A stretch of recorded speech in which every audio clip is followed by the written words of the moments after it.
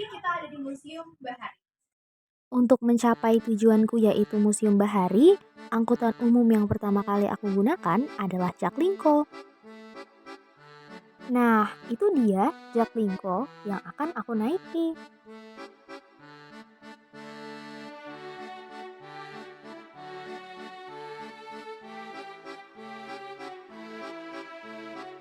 Setelah turun dari Jaklingko, aku menunggu di halte busway Hayam Wuruk. Tahu nggak sih guys, di sini tuh fasilitasnya nyaman dan bersih banget loh.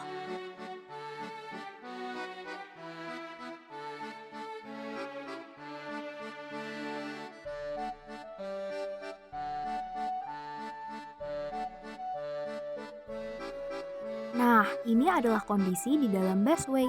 Tidak terlalu penuh dan sesak karena ya tujuan kita hanya transit di halte berikutnya yaitu halte Pulau Gadung.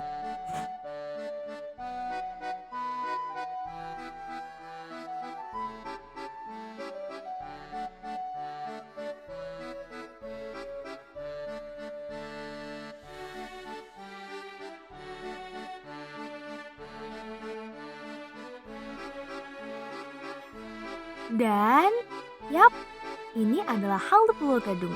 Di sini kita akan melanjutkan naik busway sampai kita transit di halte Monas.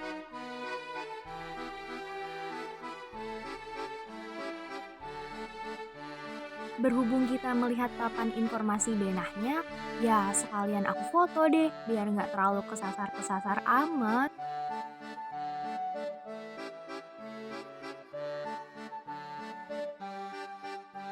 Udah masuk ke dalam busway nih. Selanjutnya kita tinggal tunggu aja deh duduk manis sampai halte Monas. Kemudian lanjut lagi, transit, kita berangkat langsung ke Museum Bahari.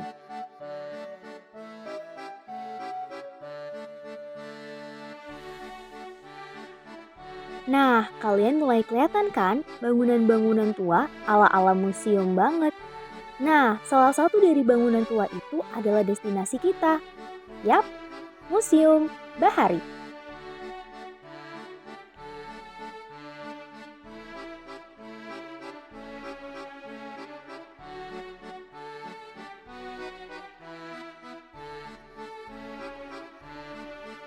Akhirnya, kita sampai juga ya guys di Museum Bahari. Ini adalah tampak depan dan tampak samping dari Museum Bahari. Wah, kesannya kayak bangunan-bangunan Belanda gitu loh guys.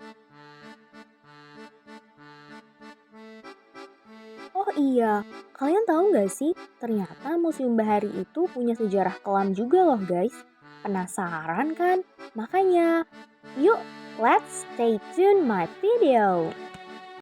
Di Museum Bahari. Seperti namanya, Bahari berarti ini erat kaitannya sama kelautan. Tapi apa sih kaitannya dengan laut, terus kapal-kapal dengan kolonialisme dan imperialisme? Jadi, pasti nih kalau misalnya bangsa barat pengen masuk ke Indonesia, mereka membutuhkan transportasi kan? Maka dari itu, mereka butuh kapal. Dan di sini secara tidak langsung menceritakan tentang bagaimana kolonialisme itu datang dari segi transportasinya sampai bagaimana mereka bisa tumbuh dan berkembang di Batavia ini serta di Indonesia tapi khususnya di Sunda Kelapa dan Batavia. Ini adalah ruang pameran Museum Bahari. Ruangan ini gratis dan hanya buka pada awal Januari saja. Selanjutnya, di papan informasi ini kita bisa melihat penjelasan mengenai kenapa sih bangsa Indonesia itu ras dan sukunya banyak banget. Jadi, ada berbagai pengelana yang datang ke Indonesia ribuan tahun lalu. Mereka kemudian menetap di negeri kita. Salah satunya adalah orang-orang berdarah Afrika yang datang ke daerah timur Indonesia, yang dikenal sebagai Papua.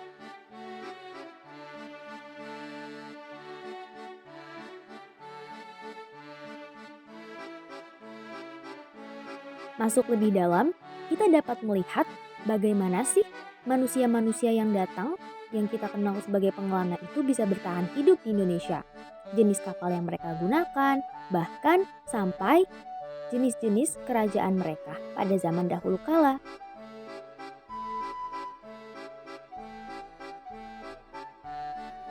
Ada juga loh guys, ruangan tempat kita para pengunjung bisa berkreasi. Di sini tempatnya.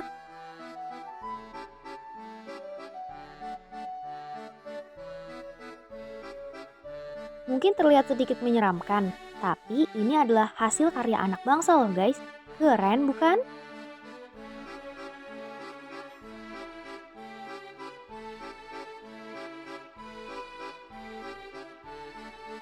Halo semuanya, sekarang kita lagi ada di lantai 2 di Museum Bahari. Nah, pertama aku pengen ngejelasin kenapa sih bisa ada Museum Bahari. Museum Bahari itu pertamanya merupakan sebuah gudang rempah yang dimiliki oleh pihak Belanda. Kemudian gudang rempah ini beralih fungsi menjadi gudang milik PLN, PTT. Terus terjadi sebuah kebakaran hebat dan itulah kenapa aku berdiri di samping dua orang ini. Dua orang satunya anak ini. Karena pada suatu saat gudang rempah-rempah ini terjadi sebuah kebakaran dan saat itu kebakarannya bertepatan dengan kebakaran yang terjadi di museum dan cagar budaya lainnya seperti museum yang ada di Brazil, museum Rio de Janeiro. Terus kemudian bertepatan dengan kebakaran katedral. Selanjutnya kita akan melihat bagaimana restorasi museum Bahari ini dibuat. Nah, ayo sini. Di sini adalah beberapa contoh foto ketika restorasi museum Bahari dibuat. Yang pada saat itu pertama kali Museum Bahari dijadikan sebuah museum dan dialihfungsikan menjadi museum itu di atas namakan oleh Gubernur Jakarta yaitu Ali Sadikin. Selanjutnya, ini adalah puing-puing hasil dari kebakaran Museum Bahari pada tahun 2020 silam. Sengaja dipajang agar bisa dijadikan dokumentasi dan pengunjung dapat melihat mengenai sejarah Museum Bahari. Halo, sekarang aku lagi berdiri di depan lukisan peta Batavia zaman dahulu. Nah, kalian bisa lihat ya di belakang aku ini. Nah, kalian tahu nggak sih guys, kalau kalian lihat dari lukisan di samping aku ini, Batavia itu zaman dahulu sangat erat kaitannya dengan transportasi kapal laut. Kenapa? Karena pada zaman dahulu Batavia memang dikelilingi oleh perairan. Maka kita lihat yuk, ada apa aja sih, kapal apa aja sih yang ada di Batavia. Oke guys, di antara banyaknya kapal di sini, salah satunya adalah kapal Samariona. Kapal Samariona ini digunakan oleh kaum Portugal untuk datang ke negara Indonesia. Di samping itu, ini adalah senjata-senjata yang digunakan oleh negara Portugal.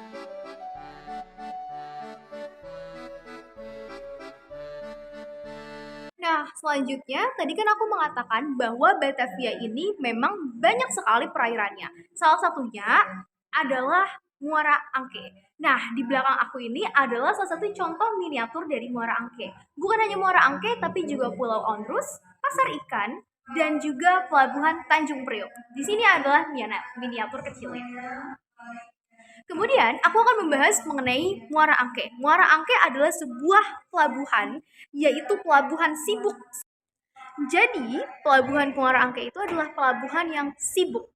Nah, pelabuhan ini bukan hanya dijadikan tempat untuk berlabuh, tetapi juga dijadikan tempat bagi para nelayan untuk memancing. Selain itu, selain ada Muara Angke, juga ada Tanjung Priuk. Kenapa Tanjung Priuk dibuat? Karena pada saat itu, Tanjung Priuk itu dibuat untuk mengalahkan pamor dari pelabuhan Sunda Kelapa. Karena dilihat bahwa Sunda Kelapa ini pelabuhannya tidak pamor lagi, tidak eksistensinya tidak ada lagi, jadi dibuatlah Pelabuhan Tanjung Priuk. Nah, Pelabuhan Tanjung Priok juga merupakan salah satu pelabuhan yang sangat sibuk. Selain itu ada Pulau Ondrus. Pulau Ondrus disebut juga sebagai Pulau Sibuk. Wah, jadi ini benar-benar sibuk semua ya yang ada di Batavia. Tapi Pulau Ondrus ini kalian bisa lihat miniaturnya di belakang aku. Pulau Ondrus ini adalah sebuah pulau yang dimana salah satu pulau dari Kepulauan Seribu.